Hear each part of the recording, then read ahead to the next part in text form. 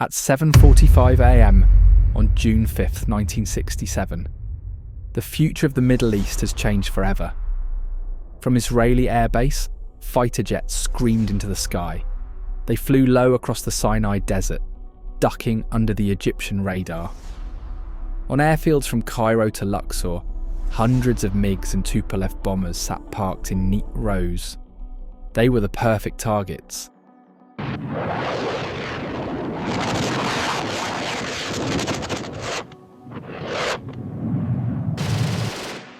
Within 3 hours, more than 300 Egyptian aircraft were turned into burning, twisted scrap metal.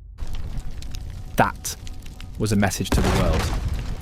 The largest air force in the Arab world was gone before the pilots even knew they were at war.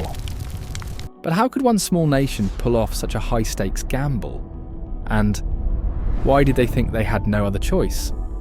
Let's not forget that Israel was just 9 miles wide. The answer isn't in the cockpit of a jet, it's on a map. You see a tiny sliver of land squeezed between hostile neighbours with indefensible borders. That was Israel, a country with no strategic depth.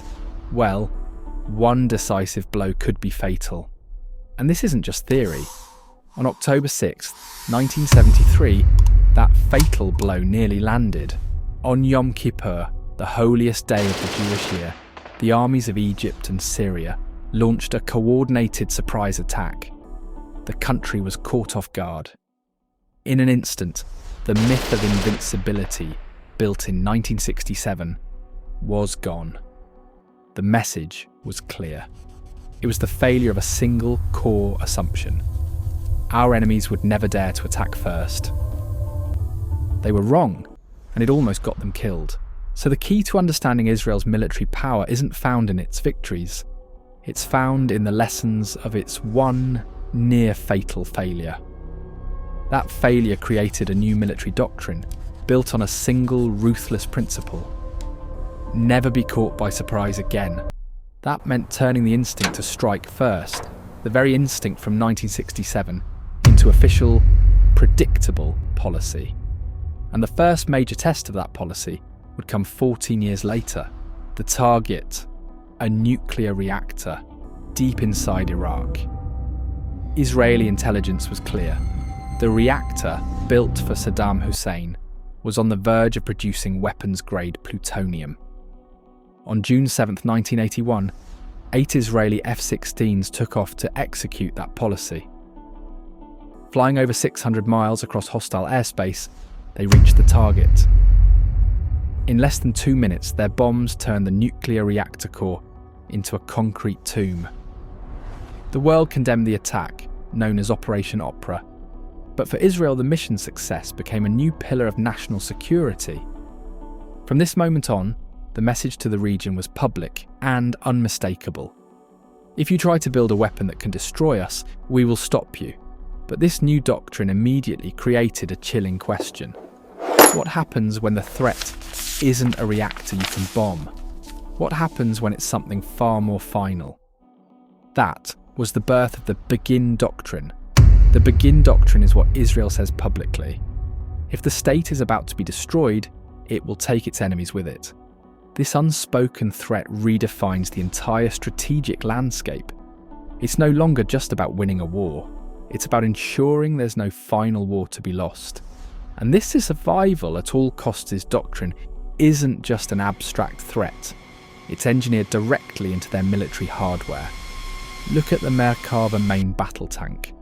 Unlike almost every other tank in the world, its engine is at the front. This is a deliberate design choice.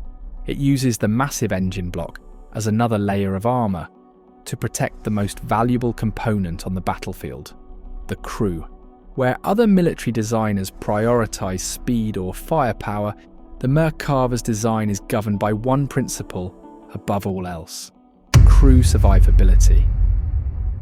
It is a 70-ton machine built around the strategic imperative that the trained soldier is the nation's most valuable weapon. This doctrine demands soldiers who can project power anywhere in the world, against impossible odds. The best example is the covert operation in 1976. An Air France flight with over 100 Israeli hostages was hijacked and flown to Uganda, 2,500 miles away.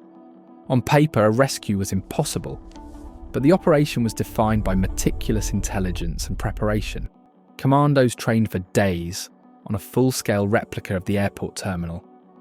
4 transport planes flew for 8 hours, completely undetected. To create a diversion, the lead plane carried a black Mercedes, a replica of the Ugandan dictator's personal car. The raid was over in under an hour. 102 hostages were freed. Entebbe was more than a rescue. It was a strategic message. So we return to the morning of June 5th, 1967. With the clarity of hindsight, that preemptive strike is no longer a simple gamble. It is the inevitable result of a brutal equation. A nation with no room to retreat cannot afford to wait. Israel's military doctrine was never truly a choice. It was a consequence. It begins with the map, that lack of strategic depth. That geography is what created the vulnerability for the national trauma of 1973. That trauma, in turn, demanded a formal doctrine of preemption, a doctrine executed by soldiers trained for impossible reach, like Entebbe, equipped with machines engineered for survival like the Merkava, defended by a technological shield like Iron Dome, and all of it guaranteed by the unspoken threat of the Samson option. Every single piece is a direct answer to one inescapable problem. There is no ground to give. For many nations, a military is a tool for projecting power. For Israel, it is a constant logical argument against its own extinction. But this creates a profound and difficult question. Is a military doctrine built on preemption a necessary tool for survival, or does it inevitably create a cycle of endless conflict? Share your thoughts in the comments below.